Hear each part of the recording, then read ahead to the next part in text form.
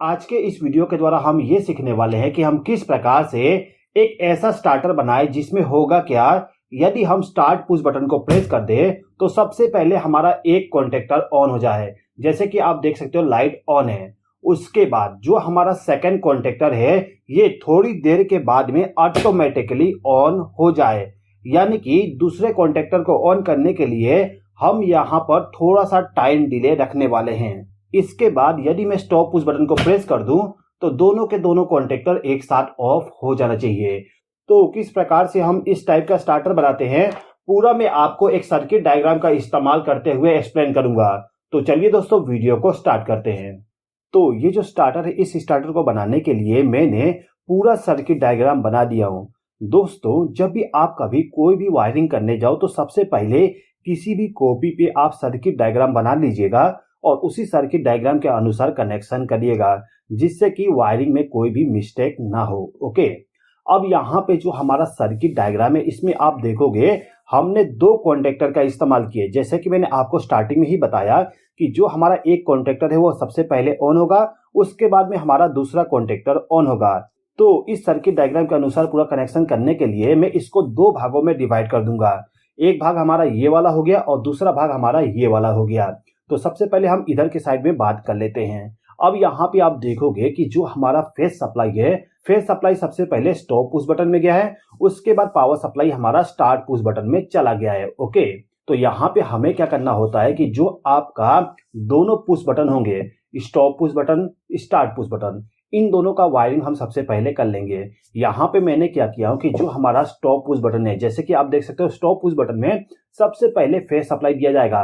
तो phase supply provide करने के लिए मैंने एक वायर को कनेक्ट कर दिया हूँ। जो हमारा स्टॉप पुश बटन होता है वो हमेशा एनसी कॉन्टेक्ट होता है।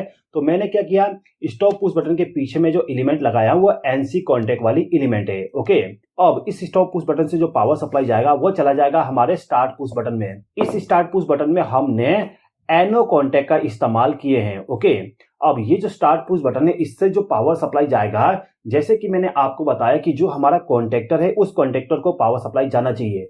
अब इसके बीच में मैंने एक वायर को और कनेक्ट किया हूं, ये वायर हमारा ये वाला हो जाएगा। ओके, यानी कि हमारा जो होल्डिंग सर्किट है उस होल्डिंग सर्किट को बनाने के लिए इस वायर का इस्तेमाल किया जाएगा। तो जैसे कि मैंने आपको बताया कि जो हमारा फेज सप्लाई होगा, फेज सप्लाई सबसे पहले हमारे स्टॉप पुश बटन में जाना चाहिए। तो स्टॉप पुश बटन के साथ जो हमने वायर कनेक्ट किए इसको लेके जाऊंगा और जो हमारा एमसीबी है, एमसीबी के फेस वाले टर्मिनल पे इसको कनेक्ट कर दूंगा। ये जो मेरा एमसीबी है ये हमारा दो पोल वाली एमसीबी है। आप देख सकते हो मैंने यहाँ पे फेस सप्लाई और न्यूट्रल सप्लाई दोनों को कनेक्ट करके रखा हूँ। तो मैंने क्या किया, फेस वाले टर्मिनल से एक वायर को ले जाके स्टॉप पुश बटन को पावर सप्लाई प्रोवाइड कर दिया। अब स्टॉप पुश बटन से पावर सप्लाई स्टार्ट में चला जाएगा और इसको जब हम प्रेस करेंगे तो इसका जो पावर सप्लाई है वो जाना चाहिए हमारे पहले कॉन्टेक्टर को ऑन करने के लिए। यानी कि आप कह सकते हो कि ये जो वायर है इस वायर को ले जाके हमें इस कॉन्टेक्टर का जो A1 टर्मिनल है उस टर्मिनल के साथ आपको कनेक्शन करना होगा। तो मैं यहाँ पे आपको दिखा देता हूँ कि ये जो हमारा कॉन्टेक्टर है, इस कॉन्टेक्टर के इस साइड में आप देखोगे तो यहाँ पर A1 लिखा हुआ है, यहाँ पर A2 लिखा हुआ है। तो आपको क्या करना होगा, जो फेज सप्लाई है उसको लाके A1 वाले टर्मिनल पे कनेक्ट करना है। अब इसके बाद यहाँ पे जो हमारा कॉन्टेक्टर है, इन दोनों कॉन्टेक्टर को हम न्यूट्रल पावर सप्लाई प्रोवाइड कर देते हैं। आप देख सकते हो न्यूट्रल पावर सप्लाई को लाके हमने इस कॉन्टेक्टर को दे दिए और यहीं से एक वायर को लूप करके दूसरे कॉन्टेक्टर को भी न्यूट्रल पावर सप्लाई प्रोवाइड कर दिए। तो इसके लिए मैं यहाँ पे क्या करूंगा कि जो हमारा एमसीबी है, एमसीबी से जहां से हमें न्यूट्रल पावर सप्लाई मिलेगा, जैसे कि आप देख सकते हो इस एमसीबी के ऊपर में यहाँ पर N लिखा हुआ है, यानी कि आपको यहाँ से न्यूट्रल पावर सप्लाई मिलेगा। तो मैं इस पॉइंट पे एक वायर को कनेक्ट कर दूंगा। अब इस वायर के दूसरे सिरे को लेके जाऊंगा और इस कॉन्टेक्टर को न्यूट्रल पावर सप्लाई प्रोवाइड कर दूंगा। पहले मैंने आपको बताया कि इस कॉन्टेक्टर के ऊपर साइड में यहाँ पर A2 लिखा हुआ है, तो इस पॉइंट पे हमें न्यूट्रल पावर सप्लाई देना पड़ेगा। लेकिन इसी कॉन्टेक्टर के दूसरे साइड में भी आप देखोगे तो आपको यहाँ पर भी A2 लिखा हुआ मिल जाएगा। जैसे कि आप देख सकते हो यहाँ पे A2 लिखा हुआ है। तो आप क्या कर सकते हो कि जो आपका एमसीबी है उस एमसीबी से न्यूट्रल पावर सप्लाई को कनेक्ट करके इस कॉन्टेक्टर को डायरेक्टली यहाँ पर न्यूट्रल पावर सप्लाई प्रोवाइड कर सकते हो। मैंने यहाँ से एक वायर को लूप कर दिया इस पॉइंट पे। अब यहाँ पे मैं क्या करूंगा कि इस कॉन्टेक्टर से एक वायर को लूप करके इस कॉन्टेक्टर को भी न्यूट्रल पावर सप्लाई प्रोवाइड कर दूंगा।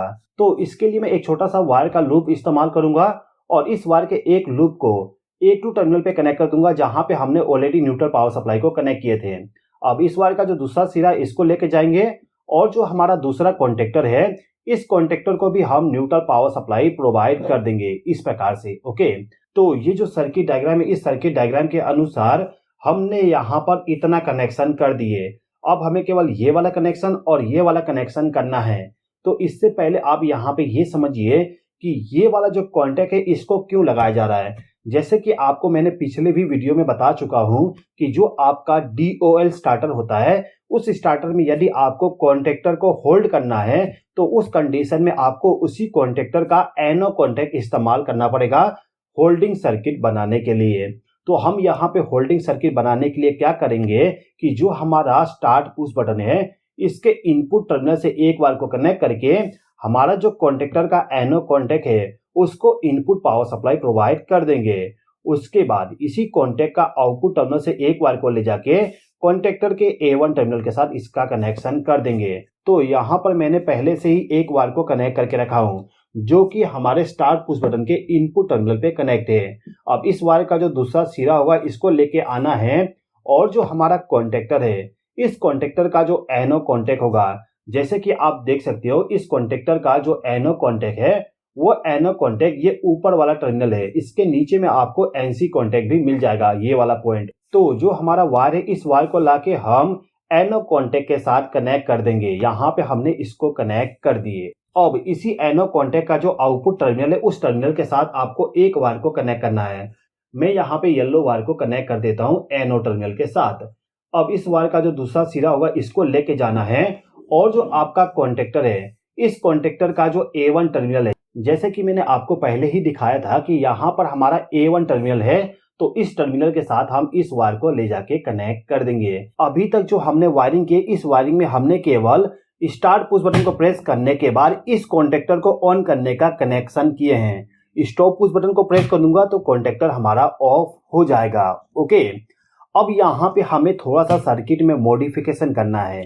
हमें क्या करना है कि ये जो हमारा दूसरा कॉन्टेक्टर है इस कॉन्टेक्टर को भी हमें ऑन करना है, लेकिन इसको हमें थोड़ी देर के बाद में ऑन करना है। यानी कि ये जो हमारा कॉन्टेक्टर है ये कॉन्टेक्टर हमारा ऑन हो जाता है तो उसके थोड़ी देर के बाद में ये कॉन्टेक्टर हमारा ऑन होना चाहिए। और यदि कहीं पर भी ऐसा कंडीशन आ जाता है जहां पे ये कहा जाता है कि थोड़ी देर के बाद, यानी कि कहीं पर भी यदि टाइम का जिक्र किया जाता है तो वहां पे आपको टाइमर का इस्तेमाल करना पड़ेगा। जैसे कि आप देख सकते हो यहाँ पे मेरे पास में एक टाइमर है। मैं चाहूं तो इस टाइमर का इस्तेमाल करके इस कॉन्टेक्टर को ऑन करने का कनेक्शन कर सकता हूं, लेकिन मैं यहाँ पे इस टाइमर का इस्तेमाल नहीं करूंगा। मैं यहाँ पे आपको एक एड ऑन ब्लॉक टाइमर का इस्तेमाल करके कनेक्शन बताने वाला हूं। ये जो एड ऑन ब्लॉक टाइमर है इसका उपयोग हम कॉन्टेक्टर के ऊपर में करते हैं। यानी कि यदि आप इस एड ऑन ब्लॉक को इस कॉन्टेक्टर के ऊपर में माउंट कर दोगे तो क्या होगा कि जो आपका एड ऑन ब्लॉक है ये एड ऑन ब्लॉक आपका कॉन्टेक्टर के साथ में ही ऑपरेट होगा। जैसे कि मैं यदि इस कॉन्टेक्टर को ऑन करने के लिए स्टार्ट पुश बटन को प्रेस करूं तो हमारे कॉन्टेक्टर के साथ साथ ये जो हमारा टाइमर का कॉन्टैक्ट है इसका भी कॉन्टैक्ट ऑन हो जाएगा। यानी कि ये जो हमारा ऑन डिले टाइमर है इस टाइमर में जो भी हमारा टाइम सेट किया जाएगा उतना समय के बाद इसका जो कॉन्टैक्ट है कॉन्टैक्ट चेंज होगा। तो किस प्रकार से हम कनेक्शन करेंगे चलिए समझ लेते हैं। दोस्तों, इस एड ऑन ब्लॉक टाइमर के द्वारा इस कॉन्टेक्टर को ऑन करने के लिए आपको क्या करना होगा कि जो हमारा एड ऑन ब्लॉक है इस एड ऑन ब्लॉक के ऊपर में यदि आप देखोगे तो आपको यहाँ पर एनो कॉन्टैक्ट और साथ ही साथ में NC कॉन्टैक्ट भी मिल जाएगा। अब यहाँ पे आपको डिसाइड करना है कि आपको क्या चाहिए, एनो कॉन्टैक्ट या फिर NC कॉन्टैक्ट। देखिए, यदि आपको दूसरे कॉन्टेक्टर को थोड़ी देर के बाद में ऑन करना है तो उस कंडीशन में आप आपका जो एड ऑन ब्लॉक है उसका जो एनो कॉन्टैक्ट है उसका इस्तेमाल करोगे। लेकिन यदि आपको दूसरे कॉन्टेक्टर को थोड़ी देर के बाद में बंद करना है तो उस कंडीशन में आपका जो एड ऑन ब्लॉक है इस एड ऑन ब्लॉक का NC कॉन्टैक्ट का आप इस्तेमाल करोगे। तो यहाँ पर हमें इस कॉन्टेक्टर को थोड़ी देर के बाद में ऑन करना है तो हम यहाँ पे क्या करेंगे, जो हमारा एड ऑन ब्लॉक है इस एड ऑन ब्लॉक का जो एनो कॉन्टैक्ट है उस एनो कॉन्टैक्ट को इनपुट पावर सप्लाई हम स्टॉप पुश बटन के आउटपुट टर्मिनल से प्रोवाइड करेंगे। अब यहाँ पे आप देखोगे जो हमारा स्टॉप पुश बटन है इसके आउटपुट टर्मिनल से एक वायर ऑलरेडी इस पॉइंट पे आया है। इसी पॉइंट पर मैं एक और वायर को कनेक्ट कर दूंगा।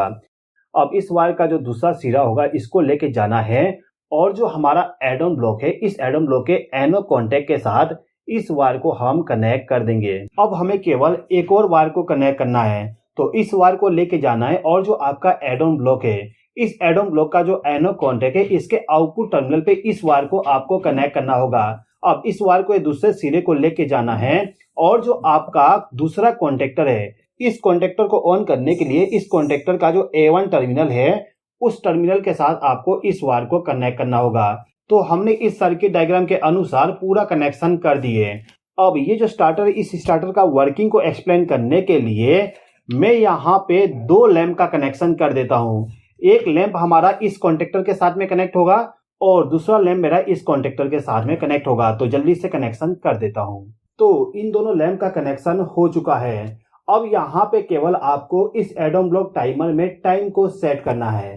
तो टाइम को सेट करने के लिए आपको क्या करना होगा कि जो आपका एड ऑन ब्लॉक है इसके ऊपर में आप देखोगे यहाँ पर एक डॉट है, ये वाली। इस डॉट के सामने जो भी टाइम रहेगा उतना टाइम सेट हो जाएगा। इस टाइमर में आप 0.1 सेकंड से लेके 30 सेकंड का टाइम सेट कर सकते हो। तो मैं यहाँ पे 10 सेकंड का टाइम सेट कर दूंगा। तो सिंपली मुझे क्या करना होगा कि इसको रोटेट करके जो भी आपको टाइम सेट करना है उस टाइम को ले जाके इस डॉट के सामने रख देना है। तो मैं इसको रोटेट करते हुए 10 सेकंड पे सेट कर देता हूँ। यहाँ पर हमारा 10 सेकंड आ चुका है। ओके, अब यहाँ पे हम इसका टेस्टिंग कर लेते हैं। तो सबसे पहले मैं यहाँ पर एमसीबी को ऑन कर देता हूँ। एमसीबी को ऑन करने के बाद स्टार्ट पुश बटन को प्रेस कर दूंगा। स्टार्ट पुश बटन को प्रेस करने के बाद आप देखोगे ये वाला कॉन्टेक्टर हमारा ऑन हो गया। इस कॉन्टेक्टर के साथ में इस लैंप का कनेक्शन किया गया था तो ये लैंप हमारा ग्लो हो रहा है। अब जितना भी टाइम हम इस टाइमर में सेट करेंगे उतना टाइम के बाद हमारा दूसरा कॉन्टेक्टर ऑन हो जाएगा। आप देख सकते हो ये वाला भी लैंप ग्लो होने लगा है। अब यदि मैं यहाँ पर स्टॉप पुश बटन को प्रेस करूंगा तो दोनों कॉन्टेक्टर मेरा एक साथ ऑफ हो जाएगा। एक बार और समझ लीजिए, मैं यहाँ पे थोड़ा सा टाइम कम सेट कर देता हूँ। 3 सेकंड का टाइम सेट कर दिया। इसके बाद स्टार्ट पुश बटन को प्रेस कर दिया। आप देखोगे कॉन्टेक्टर हमारा ऑन हो चुका है। 3 सेकंड के बाद में हमारा दूसरा कॉन्टेक्टर ऑटोमेटिकली ऑन हो जाएगा। स्टॉप पुश बटन को प्रेस करते ही दोनों कॉन्टेक्टर एक साथ ऑफ हो जाएंगे। तो दोस्तों मैं उम्मीद करता हूं कि आपको इस वीडियो के माध्यम से कुछ नया सीखने को मिला होगा। कुछ नया सीखने को मिला हो तो लाइक कर दीजिएगा, कमेंट कर दीजिएगा और यदि आपने अभी तक मेरे चैनल को सब्सक्राइब नहीं किया तो सब्सक्राइब भी कर लीजिएगा। इस वीडियो को देखने के लिए धन्यवाद।